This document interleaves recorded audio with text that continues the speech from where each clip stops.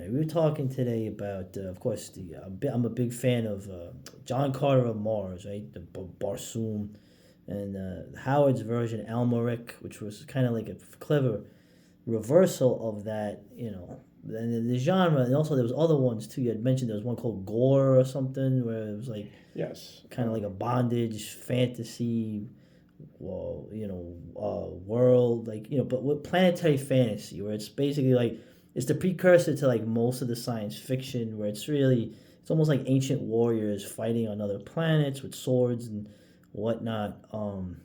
We were discussing that today, and I'm trying to what The subgenre was traditionally called planetary romance. planetary romance. Okay, and I gotta say, I mean, Princess of Mars, 1912 was first written, or at least the first chapter was written, I think, in a periodical. And you read it, and I gotta say, man, that when you read that, and I'm not even gonna bring up Tarzan, but when you read Princess of Mars, it's like you're reading something modern that was written in 1912. It is one of my favorite novels, to be honest with you. Edgar Rice Burroughs did other planetary romances. He did The Moon Maid, which was a one-off, and it was related to the Lost Worlds genre too, which would be like the Pellucidar and the Caspak novels. Land of Hidden Men was another one. There, a lot of the Tarzan stories were Lost World Yeah, yarns. He also did Carson on Venus. Carson was this hero that gets transplanted to Venus. It was written in the same period as the Mars stories. And there is a man in the 70s who wrote under the pen name Alan Burt Ackers, who wrote, I think, 45 novels featuring a hero named Dre Prescott, who was a brutalized British Navy sailor who gets transplanted to the planet of Antares. And Jeff Randolph and I are working on something based on that. that's right. That's why we're talking about you. You had the idea of was it Vunak of Ontario? Yes, Vunak of Antares, fighting under the twin suns of Scorpio. The idea with the planetary romance, and I think the best one actually was Almeric. Yeah, I like that. The Alan Burt Acker stuff was actually very good. And the Gore. Yeah, which one was that? The first, Dre Prescott was the heroes. There was the Kragan cycle, there was the Scorpio cycle, the Kragan cycles, and the Antares cycle. It's supposed to be in the constellation of Scorpion. The hero gets transplanted there and gets involved in these politics, and it's about mostly fighting. He ends up working as a military leader.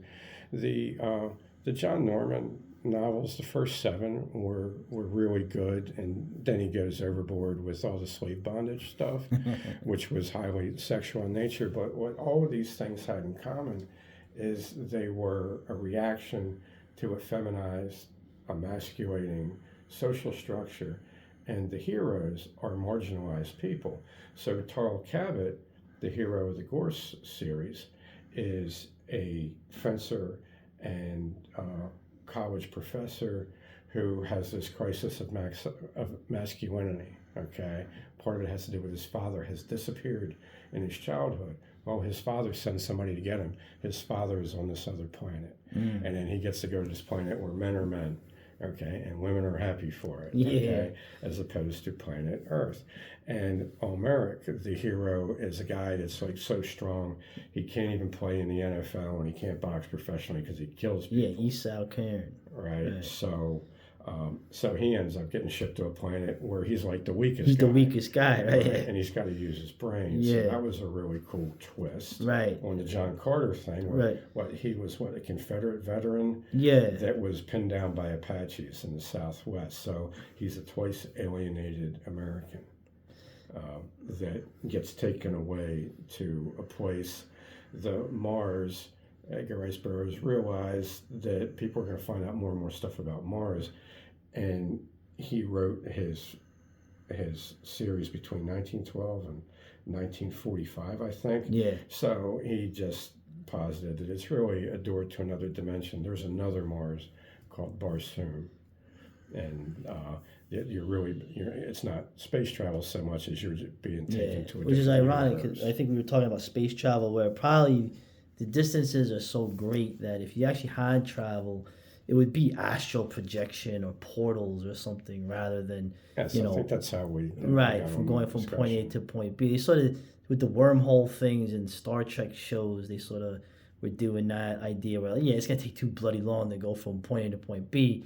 You're gonna need some kind of transfer point. But like I said, the John Carter thing, he transmogrifies or something like his to Mars. But you always mention this Gene Wolfe stuff. Is that Planetary Romance, The Shadow of the Torture? Because like Yeah. on another planet, right? Or No, so it's it straddled the classification uh, assigned to some of these things, and particularly to Gene Wolfe's uh, stuff in the 70s, was science fantasy. science In other words, fantasy? Okay. so it's not hard science fiction. It's definitely speculative fiction, but there's some elements that will seem like fantasy to the typical reader of science fiction who is going to be prone at the time to read gee whiz stuff and they want to see like Right. technically believable spaceships and weapons and things like that. But what Wolf did is he took Arthur C. Clarke's dictum that technology sufficiently advanced, even to most users, is going to be effectively magic. Like we can't build this thing that you're using right here. This What is is it? effectively magic. I just to built us, this yesterday. right here. Yeah. So the setting of Gene Wolfe's book of The New Sun.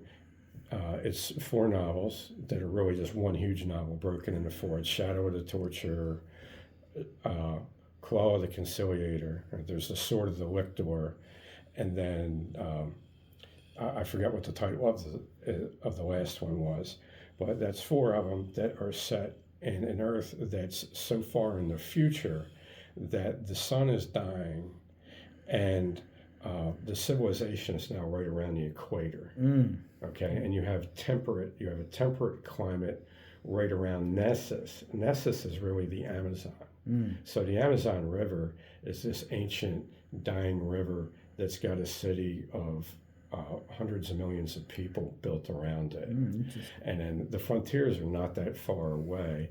And then there's the Earth of the New Sun is a 5th one on top of that, in which the hero leaves Earth to go to another planet. He then wrote The Long Sun, 4 novels of The Long Sun, which was set inside of a tubular generation ship that had a long sun running down the middle of it.